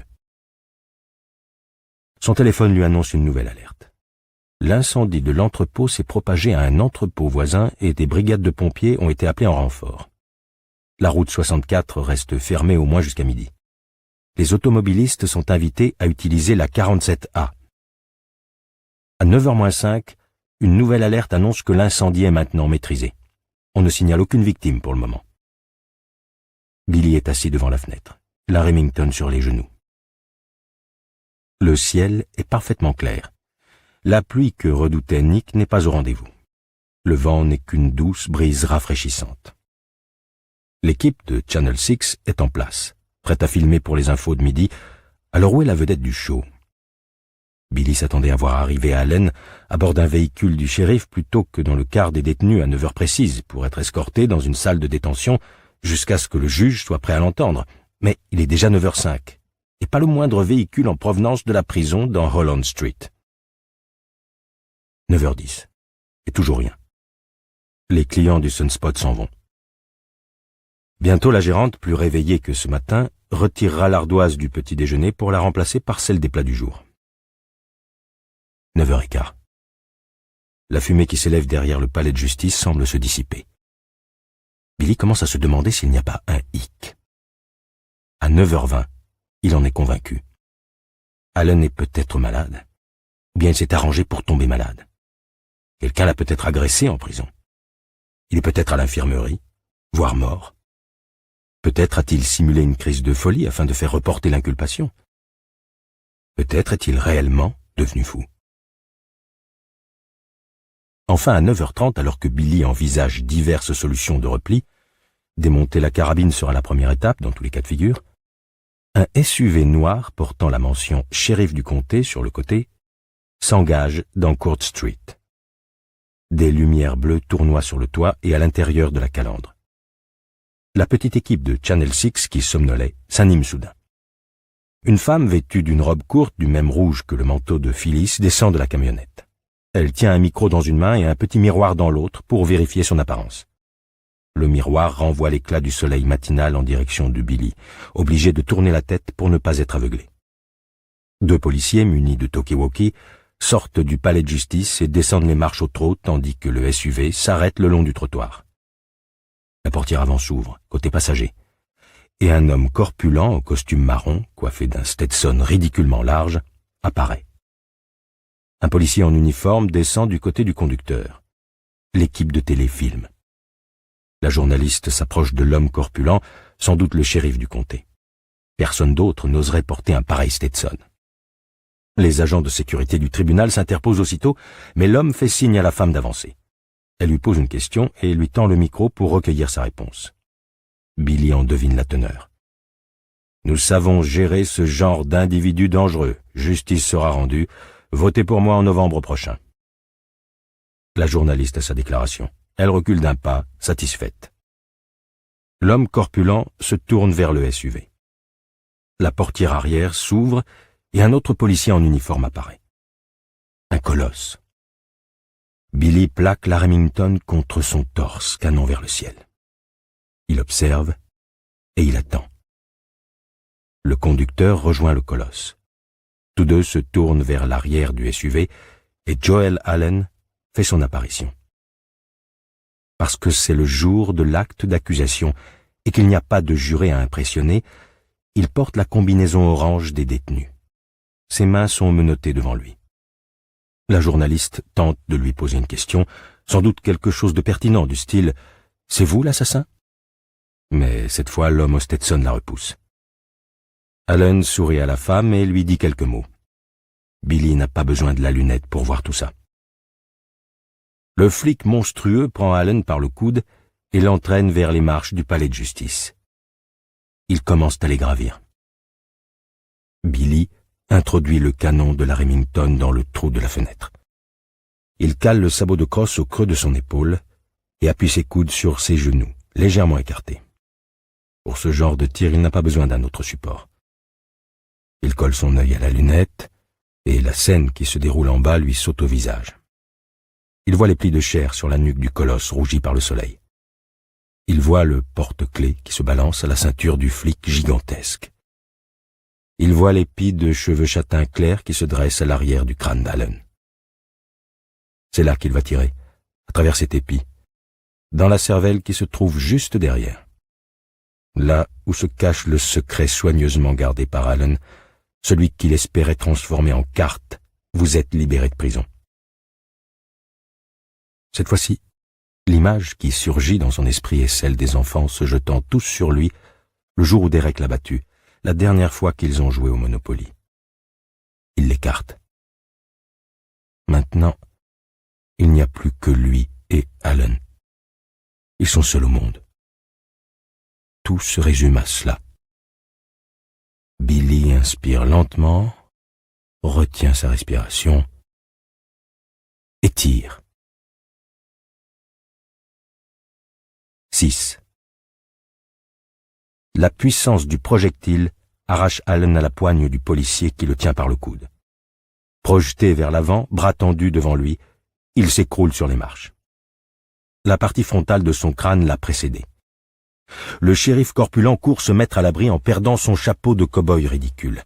La journaliste décampe elle aussi. Le caméraman s'accroupit par réflexe, mais reste à sa place. Tout comme le colosse. Le sergent qui avait recruté Billy dans les Marines, un gars du sud profond, aurait apprécié ces deux gars. Surtout le colosse qui, après avoir jeté un rapide regard en direction d'Allen, pivote sur lui-même en dégainant son arme et cherche à localiser la provenance du tir. Ce type est rapide. Il n'a pas tardé à se ressaisir, mais Billy a déjà retiré la carabine du trou. Il la laisse tomber par terre et se précipite vers la porte du studio. Il risque un coup d'œil dans le couloir. Personne. Le premier flashpot explose. Ça fait un sacré boucan. Billy fonce jusqu'aux toilettes pour hommes, en sortant la clé de sa poche. Il l'introduit dans le cadenas Yale, et juste au moment où il se faufile dans les toilettes, il entend des éclats de voix au bout du couloir. Les jeunes avocats, accompagnés de leur assistante et de la secrétaire, se précipitent dans les bureaux du cabinet comptable comme prévu. Billy se penche au-dessus de la poubelle, écarte les serviettes en papier et récupère les éléments de son déguisement. Il passe le pantalon parachute par-dessus son jean, le serre en tirant sur le cordon et fait un nœud de vache. Il n'y a pas de braguette. Il enfile ensuite le blouson des Stones, puis, face au miroir du lavabo, il met la perruque. Les cheveux noirs s'arrêtent au milieu de la nuque, mais il cache la totalité de son front et les côtés de son visage. Il rouvre la porte des toilettes. Le couloir est vide. Les avocats et les comptables, parmi lesquels Phyllis, sont encore en train de contempler, bouche bée, ce qui se passe en bas. Bientôt ils vont décider de quitter l'immeuble et, certains d'entre eux, emprunteront l'escalier car ils sont trop nombreux pour tenir dans l'ascenseur.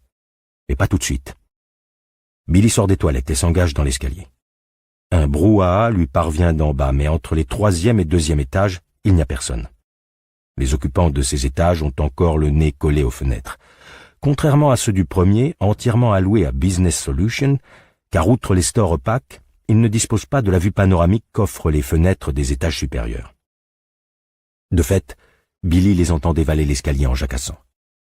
Colin White est forcément dans le lot, mais nul ne remarquera qu'il a un double désormais, car Billy descend derrière eux et personne ne se retourne. Pas un matin pareil. Billy fait une halte juste avant d'atteindre le palier du premier, et il attend que le troupeau rugissant se soit tari avant de continuer jusqu'au rez-de-chaussée, derrière un homme en bermuda à poche kaki et une femme portant un pantalon écossais du plus mauvais effet. Il est obligé de s'arrêter, sans doute à cause d'un embouteillage au niveau de la porte du hall. Ce contretemps le rend nerveux, car les occupants des étages supérieurs vont bientôt descendre à leur tour, dont ceux du 4e étage. Finalement, la foule s'ébranle et 5 secondes plus tard, alors que Jim, John, Harry et Phyllis sont toujours en train de regarder par la fenêtre là-haut, du moins l'espère-t-il, Billy débouche dans le hall. Irv Dean a quitté son poste. Billy l'aperçoit sur le parvis, reconnaissable à son gilet bleu. Colin White et son t-shirt orange sont facilement identifiables eux aussi. Il brandit son téléphone au-dessus de sa tête pour filmer la scène de panique. Les policiers qui remontent la rue ventrent à terre vers le nuage de fumée, qui s'élève entre le Sunspot Café et l'agence de voyage voisine, les policiers et les huissiers qui crient aux gens de retourner à l'abri dans le palais de justice, ceux qui fuient le plus loin possible de la fumée embrayant. Colin n'est pas le seul à filmer.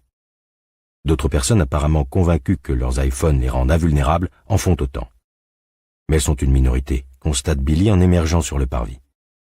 La plupart des gens cherchent à fuir. Il entend quelqu'un crier « Tireur actif !» Quelqu'un d'autre hurle « Ils ont fait sauter le palais de justice !» Un autre s'égosille « Il y a des hommes armés !» Billy traverse le parvis vers la droite pour atteindre Court Street Place. Cette diagonale bordée d'arbres le conduira à Second Street, qui passe derrière le parking. Il n'est pas seul. Une trentaine de personnes au moins courent devant lui, et il y en a autant, sinon plus, dans son dos, qui tout ont choisi cet itinéraire pour échapper au chaos. Mais lui seul prête attention au Ford Transit des services municipaux garés le long du trottoir. Dana est au volant. Reggie, vêtu de la combinaison des agents municipaux, posté devant la porte arrière, scrute la foule. La plupart des gens qui fuient Court Street parlent au téléphone. Billy aimerait faire semblant de les imiter, mais le portable de Dalton Smith est dans la poche de son jean, sous le pantalon parachute. On ne peut pas penser à tout. Il se garde bien de baisser la tête car Dana ou Reggie, plus vraisemblablement Dana, pourrait s'en apercevoir. Mais il vient se placer à côté d'une femme grassouillette qui allait et plaque son sac à main contre sa poitrine à la manière d'un bouclier. Au moment où ils approchent de la fourgonnette, Billy se tourne vers la femme et dit d'une voix forte, en imitant tant bien que mal Colin White lorsqu'il fait son numéro de roi des gays, « Mais qu'est-ce qui se passe? Oh bon sang, mais qu'est-ce qui se passe ?»« Un attentat terroriste, je crois, » répond la femme. « Il y a eu des explosions !»« Oui, je sais !» s'écrie Billy. « J'ai entendu! Oh mon Dieu !» Ils ont dépassé la fourgonnette. Billy risque un bref coup d'œil par-dessus son épaule. Il doit s'assurer qu'il ne le regarde pas, ou qu'il ne lui court pas après. Non. De plus en plus de gens empruntent Court Street Place pour s'enfuir. Ils encombrent le trottoir. Reggie, dressé sur la pointe des pieds, tente de repérer Billy au milieu de cette cohue. Dana aussi, certainement. Billy presse le pas, en zigzagant, laissant derrière lui la femme grassouillette. Ce n'est pas de la marche sportive, mais presque.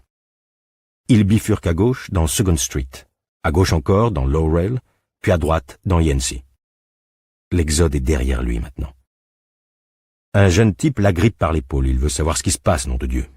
« Je sais pas. » Billy se dégage et repart.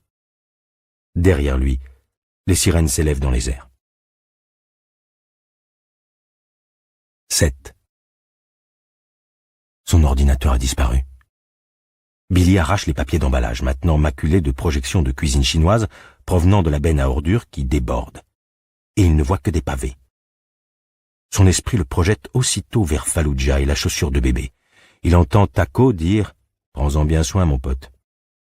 Il l'avait attachée à un passant de son pantalon par les lacets, et elle cognait contre sa hanche avec tous les autres trucs qu'ils transportaient tous. Il n'a pas besoin de ce putain d'ordi, il a la clé USB qui contient l'histoire de Benji. Rudy, Taco, Bell et les autres ne sont pas encore entrés en scène, mais ils attendent dans les coulisses. Rien ne l'empêchera de se remettre à écrire une fois qu'il aura regagné son appartement au sous-sol. Il n'y a rien sur cet ordinateur qui puisse le relier à Dalton Smith, même si un super geek de cinéma parvenait à forcer le mot de passe. Le seul lien avec sa vie dans la peau de Dalton Smith, outre les Jensen, c'est Bucky Hanson. Et il a communiqué avec Bucky uniquement par le biais d'un téléphone qui n'existe plus. Alors il laisse tomber. Il n'a pas le choix, et puis ce n'est pas une grosse perte. Néanmoins, il y voit de la malchance, un mauvais présage. Presque le symbole d'un contrat foireux qu'il a eu tort d'accepter. Il donne un coup de poing contre la benne à ordures à s'en faire mal, et il écoute les sirènes. Pour l'instant, il ne se soucie pas de la police. Tous les flics foncent vers le palais de justice où règne un immense merdier, mais il doit se méfier de Reggie et de Dana. Quand ils en auront marre d'attendre, ils concluront que Billy est coincé à l'intérieur de la Gerrard Tower ou qu'il leur a faussé compagnie. S'il est toujours à l'intérieur de l'immeuble, ils ne pourront rien faire. Même s'il a décidé de renoncer au plan pour faire cavalier seul, ils sillonneront les rues pour le retrouver. Non, ce n'est pas comme la chaussure de bébé, se dit Billy. Et puis cette chaussure n'avait rien de magique, c'était de la pure superstition. Toutes les emmerdes que j'ai eues après l'avoir perdue, ça ne veut rien dire. Ce sont les aléas de la guerre, mon pote, voilà tout. Quelqu'un a trouvé l'ordi et l'a fauché, il a disparu, et tu dois te planquer avant que le fourgon se pointe en roulant au ralenti. Il pense aux petits yeux perçants de Dana Edison derrière ses lunettes sans monture. Il a laissé ce regard derrière lui une fois et il ne veut pas offrir une seconde chance à ce type. Il doit rejoindre l'appartement au sous-sol de Pearson Street, et vite. Il se redresse et marche d'un pas vif vers l'entrée de la ruelle. Plusieurs véhicules défilent, mais aucun fort de transit. Il tourne à droite, puis se fige, stupéfait et dégoûté par sa bêtise. À croire que Billy l'idiot a pris le dessus. Il s'apprêtait à regagner Pearson Street avec la perruque, le blouson des Rolling Stones et ce pantalon parachute à la con. Autant arborer une enseigne au néon disant « Regardez-moi ». Il retourne au fond de la ruelle à toutes jambes en arrachant la perruque et le blouson. De retour derrière la benne à ordures, il défait le cordon de son pantalon ridicule et s'en débarrasse. Accroupi au sol, il rassemble les éléments de son déguisement et fourre le tout sous l'amas d'emballage froissé et gras aussi profondément que possible. Et il sent quelque chose sous ses doigts. C'est dur et fin. Serait-ce la visière d'une casquette? Oui. L'avait-il poussé aussi loin? Il repousse la benne et tend le bras au maximum, s'y appuyant de l'épaule. L'odeur de cuisine chinoise l'écœure. Ses doigts frôlent quelque chose. Il sait ce que c'est, mais il ne peut pas y croire. Il étire le bras au maximum, la joue collée contre le métal rouillé, et parvient à saisir la poignée de la housse d'ordinateur. Il l'extrait de sa cachette et la regarde d'un air sceptique. Il jurerait qu'il ne l'avait pas poussé aussi loin. Il se dit que ça n'a rien à voir avec l'angoisse d'avoir jeté le mauvais téléphone, absolument rien. Et pourtant, si. Accepter de rester aussi longtemps dans cette ville était une erreur. Le Monopoly était une erreur. Organiser un barbecue dans son jardin était une erreur. Abattre les oiseaux en fer-blanc à la fête foraine? Une erreur. Mais la plus grosse erreur, c'est d'avoir eu le temps de réfléchir et de se comporter comme une personne normale. Il est tueur à gages, et s'il ne pense pas comme ce qu'il est, il est fichu. Il utilise un morceau de papier d'emballage relativement propre pour essuyer la casquette et la housse d'ordinateur. Il la suspend sur son épaule et enfile la casquette, sale, Après quoi, il regagne l'entrée de la ruelle et jette un regard à droite et à gauche. Une voiture de police tourne au coin de la rue suivante dans un hurlement lumineux. Billy recule en attendant qu'elle soit passée. Puis, d'un pas décidé, il prend la direction de Pearson Street et de l'appartement situé en face de la gare en ruine. Il repense à Fallujah, à ses patrouilles sans fin dans les rues étroites, à la chaussure de bébé qui cogne contre sa hanche, à attendre que la mission se termine. Pour retrouver la sécurité relative de la base à plus d'1 kilomètre de la ville, où il y aurait de la bouffe chaude, des parties de foot et peut-être un film sous les étoiles du désert. 9 rues, se dit-il. 9 rues et tu es tiré d'affaire. 9 rues et cette mission est terminée. Pas de projection sous les étoiles, ça, c'était pour Billy Summers, mais Dalton Smith a YouTube et iTunes sur un de ses ordinateurs Holtec. Pas de violence, pas d'explosion, juste des gens qui font des choses loufoques et qui s'embrassent à la fin. 9 rues. 8. Il a parcouru 7 pâtés de maisons déjà, laissant derrière lui la partie moderne de la ville, lorsque soudain, il voit un Ford Transit franchir une intersection droit devant. Il pourrait s'agir d'une autre fourgonnette des travaux publics, suppose-t-il, car elles se ressemblent toutes, mais elle roule lentement et s'arrête presque au milieu de West Avenue, avant d'accélérer. Billy s'est réfugié dans l'embrasure d'une porte. Voyant que la fourgonnette ne réapparaît pas, il se remet en marche en repérant d'éventuelles cachettes au cas où. S'ils reviennent et qu'ils le repèrent, il est un homme mort. Sa seule arme, c'est un porte-clés. À moins évidemment que Nick joue franc jeu avec lui depuis le début, auquel cas il aura juste droit à un savon, mais il n'a pas l'intention de vérifier. Quoi qu'il en soit, il doit continuer à avancer s'il veut atteindre l'appartement. Arrivé à l'intersection, il s'arrête et regarde dans la direction empruntée par le transit. Il ne voit que quelques voitures et un fourgon UPS. Il traverse la rue en trottinant, tête baissée, incapable de ne pas penser à la route 10 de Fallujah, surnommée IED Alley, rue des engins explosifs improvisés. Il bifurque dans Pearson Street et parcourt le dernier pâté de maison à petite foulée. Il aperçoit la sienne. Il doit encore traverser la route. Il sent une démangeaison irraisonnée dans l'omoplate droite, comme si quelqu'un, Dana évidemment, pointait sur lui une arme munie d'un silencieux. Le vent quasi permanent qui balaie le terrain vague plaque une feuille de journal contre sa cheville. Il sursaute sous l'effet de la surprise. Il parcourt à grands pas l'allée lézardée par le gel du 658 et gravit les marches du perron. Il jette un coup d'œil par-dessus son épaule, certain de voir le transit, mais la rue est déserte. Les sirènes sont loin derrière lui, à l'image de l'existence de David Lockridge. Il tente d'introduire une clé dans la serrure. Ce n'est pas la bonne. Il en essaie une autre. Ce n'est pas la bonne non plus. Il pense au téléphone et à l'ordinateur qu'il aurait pu perdre comme il a perdu la chaussure de bébé. Du calme, se dit-il. Ce sont les clés d'Evergreen Street. Tu ne les as pas ôtées du porte-clés, alors détends-toi. Tu es presque tiré d'affaire. La clé suivante ouvre la porte du vestibule. Il entre et la ferme derrière lui. Il regarde dehors à travers les mailles irrégulières d'un rideau de dentelle. Œuvre de Beverly Jensen peut-être. Il ne voit rien. Un corbeau se pose sur les gravats du terrain vague d'en face. Le corbeau redécolle, puis plus rien. Un gamin passe sur un tricycle accompagné de sa mère qui marche patiemment à côté de lui. Une autre feuille de journal virevolte sur la chaussée rafistolée. Il a le temps de songer la chaussée rafistolée de Pearson Street, avant de voir réapparaître le transit, à faible allure. Billy demeure parfaitement immobile.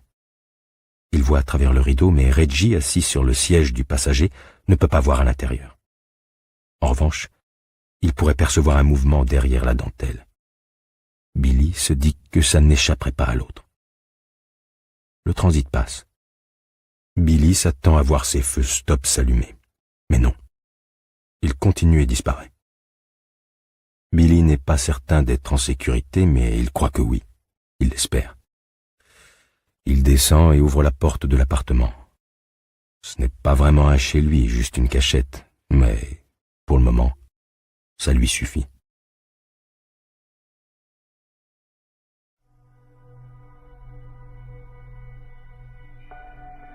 Chapitre 11.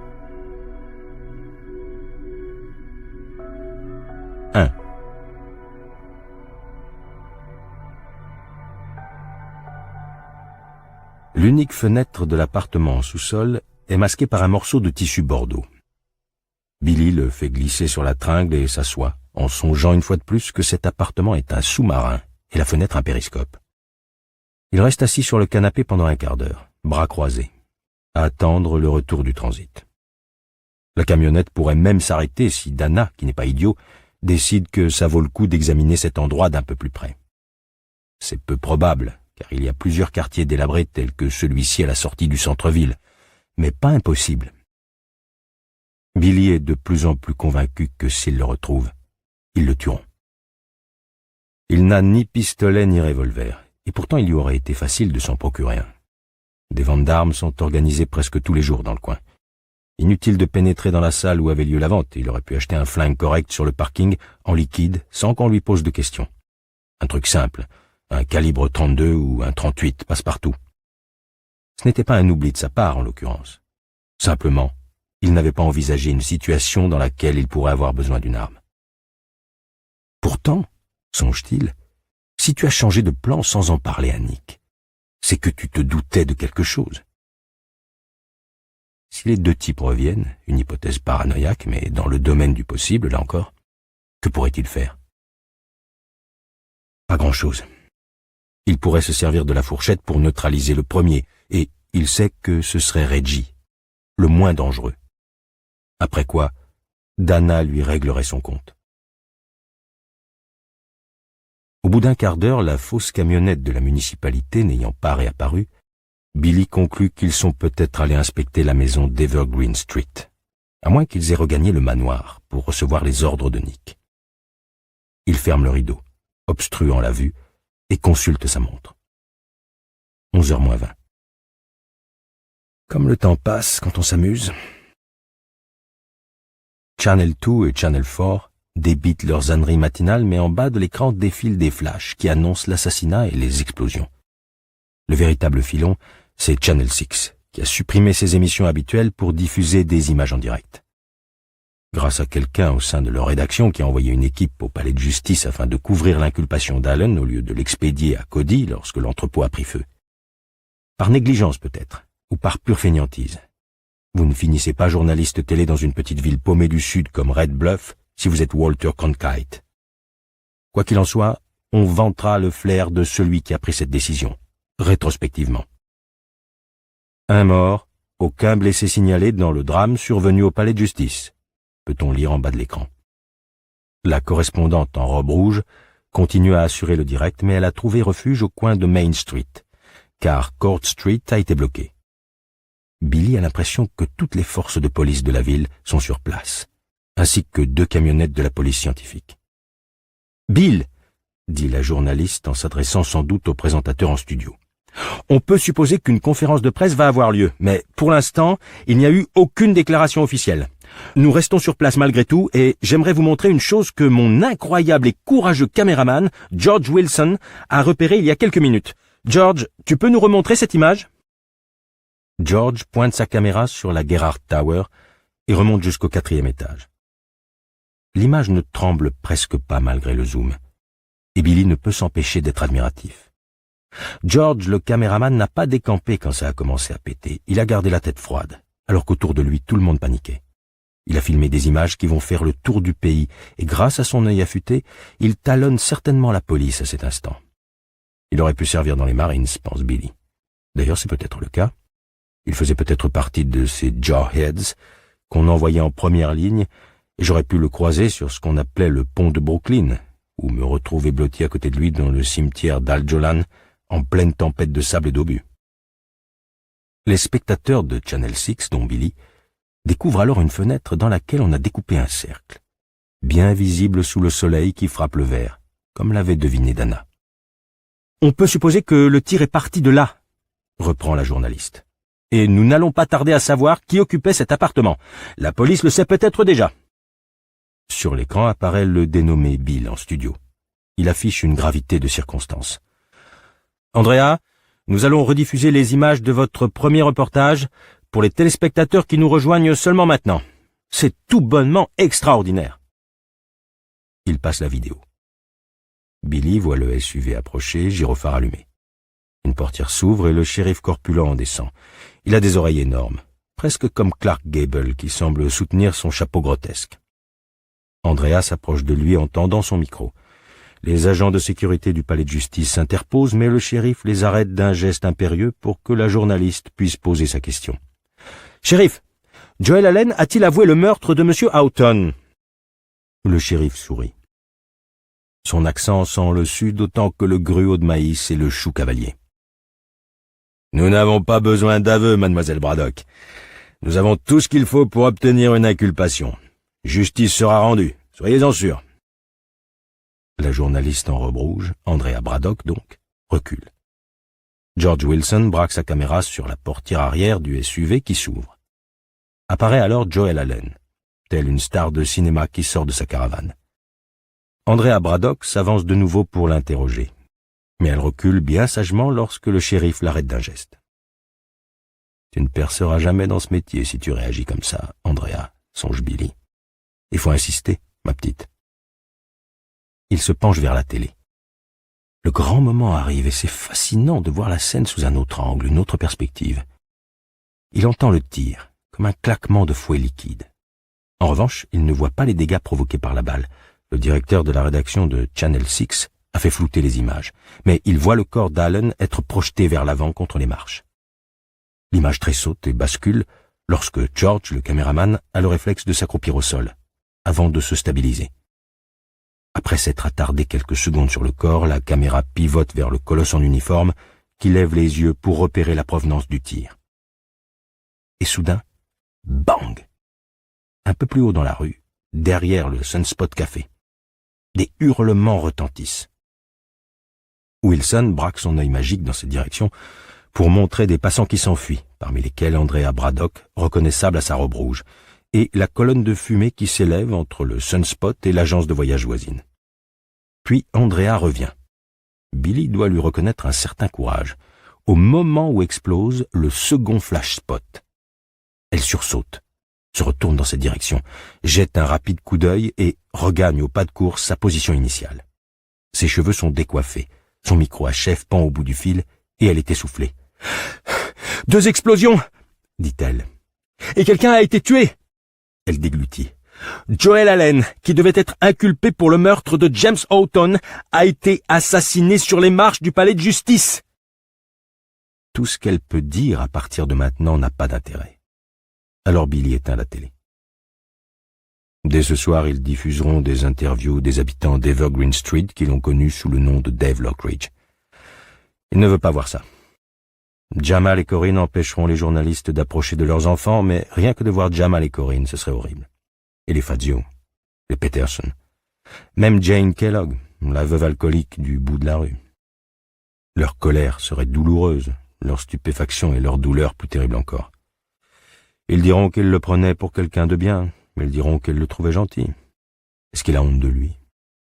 Bien sûr, dit-il à son appartement vide. C'est le minimum. Est-ce que Shan, Derek et les autres enfants auront moins de peine s'ils apprennent que leur copain de Monopoly a tué un méchant?